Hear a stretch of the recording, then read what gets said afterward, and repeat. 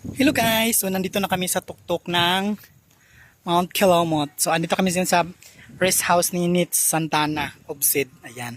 So ayan ang bundok. So ayan.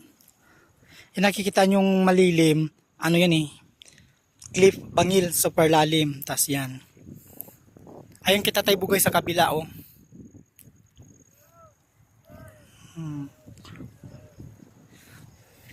So ayan. So dito ako sa likod, pupunta ako sa dito, ayan. So dito kami matutulog mamaya. Ito yung kanilang yan. Meron kumpleto naman dito, may mga gamit, may tubig, may kitchen. Ang laki ng kaldero, my God, ang bigas namin 2 takal lang kasi dinner lang. Di ba kami nagbe-breakfast, coffee lang. Ang lakas ng hangin guys, ang lamig, super. So ayan. Ayan ang sun. Hindi pa siya nakalubog.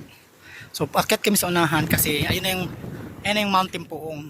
Yan, pinakatuktok. Lakas ng hangin.